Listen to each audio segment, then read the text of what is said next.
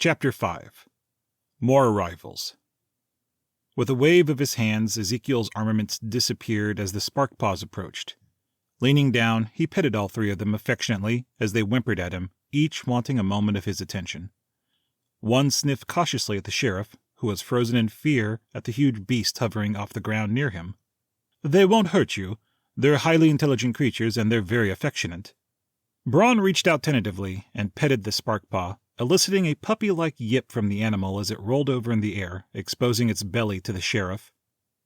"This is weird," the sheriff commented as he felt his hair rising from the static electricity of the dog. "All right, do us a favor. Fly further into the woods and see if there is any more out there, please," Ezekiel instructed.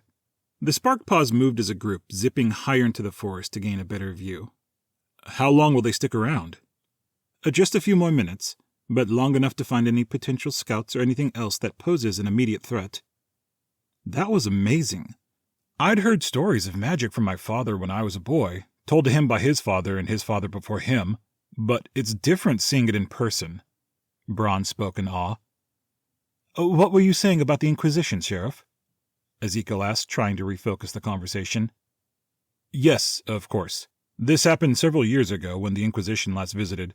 They're surrounded by an unholy aura that causes the dead to rise in their wake. We can likely expect them to arrive in Green Coast in another day or two. You might need to cut your visit short." "It's that bad?" Ezekiel asked. "Yes. They'll sweep the entire town looking for anyone they can label a heretic. I'm particularly worried about Ella and Davis." "Why?" "Because the last time the Inquisition visited, they put Isaac Larner to death for worshipping a false god." Ezekiel had been avoiding asking about Davis's father, knowing that it was probably a sore subject and anything they wanted him to know they would have offered. But Braun's explanation made complete sense in context. Ella's husband had been taken from them as a heretic, something that likely brought shame to their family and wasn't a subject broached lightly. "Understood, Sheriff. I'll spend tomorrow asking around for my brother, but after that I'll pack it up and move on. The last thing I want to do is bring undue attention to Green Coast or Ella and Davis." Nodding, the sheriff sheathed his sword and gathered his wits, seeing their business as complete. Ezekiel followed Braun back to town, extinguishing his light spell prior to breaking the tree line. Braun escorted Ezekiel back to the Firefly, the mood turned somber between the two. "Tend to your business, Colonel, but don't linger too long." Ezekiel entered the quiet tavern to see Ella cleaning up the last of the remaining mess from the evening's festivities. "Midnight stroll with the sheriff. That doesn't bode well," Ella observed as she wiped the last table. Simply discussing matters from earlier. Had a run-in with the dockmaster," Ezekiel lied. "Cup of tea before you retire for the evening?" Ella asked, placing a hot kettle on the clean table with the two mugs. Ezekiel was torn at the offer, not wanting to risk Ella more with the Inquisitions by becoming more involved in her affairs, but his honor as a gentleman couldn't refuse the offer of a cup of tea before bed. Sitting across from her, he took a mug that had already been poured with gratitude as he blew on the steaming top, tasting it gingerly before determining that it needed to cool more before being enjoyed. "Your brother. Do you think you'll find him?" Ella asked, sipping her own mug softly. Sighing, Ezekiel answered honestly, happy to let the conversation turn in that direction. "I don't know. I hope I do, and something I've learned over the years is that hope is all you can hold on to at times." "I'm sorry to ask this, but how do you know he's not dead?" Sipping his tea, Ezekiel thought about the question, having struggled with it internally for a long time during his travels. "I believe I would feel different if he were. I think I'd know it, in my heart. Growing up, he was the older of us, and often was the source of many of our father's frustrations and expectations." "How so?" "There's a reason they're called the Forgotten Isles, mostly because we wanted to be forgotten by the rest of the world. This is also why you've commonly heard of high elves and their affliction, but never of the moon elves. We were satisfied with lounging on our island and writing down the happenings of the world outside of our domain." Ezekiel paused, his memories floating back to the life of his family hundreds of years ago before he joined the larger world. "Father, he was the head archivist of our age, meaning he was tasked with cataloging and compiling our libraries for the generations to come. My people believed that knowledge was power, and that history should be recorded to great detail. To that end, we also believed we shouldn't interfere with history, for fear that it would taint our objectivism. Then how did you and your brother end up traveling outside the island? And how could your people transcribe events beyond their experience? Taking a long sip of his tea, Zeke considered the question carefully. He had already revealed more than he should, knowing how restrictive the common knowledge of the area was, likely due to the machinations of the church, and telling Ella could put her in more danger of being labeled a heretic should they press her. That part isn't important. The long and short of it is, both Zeldrin and I were equal disappointments to our father, as we both abandoned our heritage at the same time, believing we were needed for something important. We were right, it was important, but it didn't work out the way either of us had hoped, and I lost him as a result. That sounds both extremely vague and sad at the same time, Ella teased as she sipped her own tea, giving Zeke a suspicious look. Unfortunately, it is, for both our benefits. And with that, I will respectfully take my leave of you and retire for the evening. Ezekiel pushed away from the table, stretching his tired limbs, the weariness of 2 battles in 1 day with the undead sinking into his bones. Good night, Colonel Graystone. Good night, Ella Larner, Ezekiel responded, eliciting a somber glance from the tavern owner. Zeldrin! Zeldrin! Would you stop for a moment and speak with me? Ezekiel yelled over the mill of soldiers preparing for battle. Men, elves, and dwarves, all adorned in various forms of beaten and worn armor, worked laboriously, their eyes sunken and spirits dwindled from a prolonged siege. What's there to talk about? The taller moon elf answered as he spun to address his brother. Zeldrin stood a few inches taller than Ezekiel, which put him half a hand taller than most men, and even many of the high elves. He was dressed in lighter armor, bluish chainmail that hadn't dulled in the weather. A well-used rapier at his side was partnered with a small book braced in metal plates on his opposing hip. Where Ezekiel kept a mustache and goatee, his brother was clean-shaven with long flowing white hair and a smile that melted the wary hearts around him. Ezekiel tried to keep his voice lowered so as not to arouse attention from the other soldiers. I think it would be prudent if you would return to the Isles to father. Come now! If you're the master tactician I hear the other officers brag about, then surely you know the place our best swordsman belongs is on the front line. Zeldrin, though a braggart in his own right, wasn't wrong. He was easily the best duelist of the crusade, and his skill was only that much deadlier combined with his arcane arts. Upon hearing Zeldrin's loud proclamation, several soldiers started cheering, their morale obviously bolstered by the swordmaster's presence. Ezekiel grabbed his brother by the arm, tugging him away from the small crowd gathering, and dropped his voice to a hushed whisper. That's what I'm trying to tell you. We know our odds, and we know the likely outcome. You need to go to father, to warn them that they're likely next if Tal'Dar does wish to rewrite himself in the annals of history. I love him, Zeldrin responded, his black eyes turned forlorn, and his bravado completely abandoned. Who? The Crusader, Conrad? Yes. We've been fighting in this bloody war for almost a year now, and I've fallen in love, brother. Ezekiel hissed dismissively, his eyes instinctively rolling. You've fallen in love every other decade, Zeldrin. It's part of your nature. First it was that high elf musician, then that human noble 50 years ago, and now... Ezekiel! Zeldrin yelled, breaking his brother from his rant. It's different this time. I'm different. Sighing heavily, Ezekiel realized he had hit a familiar wall with Zeldrin, one that he could not break through with all the reason in the world. So you're willing to die with him? If that is to be my fate, so be it. Better this than in my bed, invalid and aged, having done nothing but write the adventures of others viewed only from afar through magic. What are we all whispering about? A soft voice asked, interrupting their dialogue. Ezekiel's thoughts broke as he saw Sierra for the first time that day, her angelic-touched hair glowing beautifully golden under the midday sun.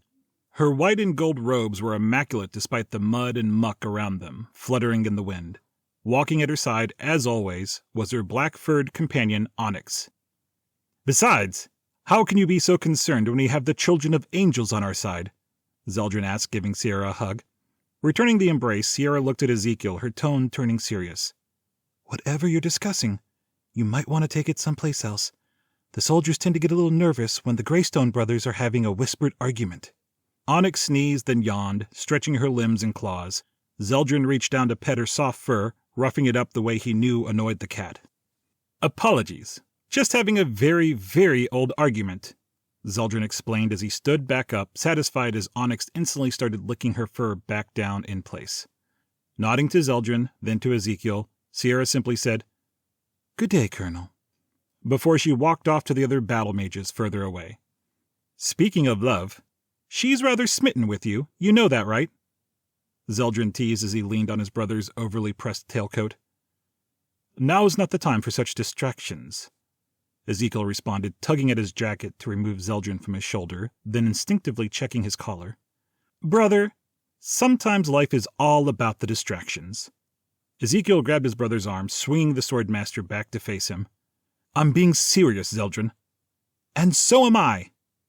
Zeldrin snapped back, ripping his arm from Zeke's grip. Zeldrin looked up the hill at the gathering of battle mages, all discussing tactics and preparing spells. There were far fewer of them than they had started with almost a year ago, and all wore the fatigue of the war across their faces. "You know, she won't back off either. If you're serious about this, if it's as you say it is, you need to say something to her as well. At the very least, warn her, and maybe—" "Say goodbye," Zeldrin advised. Ezekiel sighed, his shoulders slumped with the weight of the world on his back. Nodding grimly, he walked up the hill, gaining Sierra's attention. She turned to him and followed the summoner away from the group to address him privately. "Sierra, about today," Ezekiel started. "Why?" "Oh, why what?" Zeke asked, suddenly confused by Sierra's stoic demeanor. "Why did you let us all die, Ezekiel?" Zeke took a step back as the air filled with screams of agony from the soldiers and battle mages. All yelled in terror as their bodies began rotting, their flesh falling off, revealing diseased meat and bone beneath.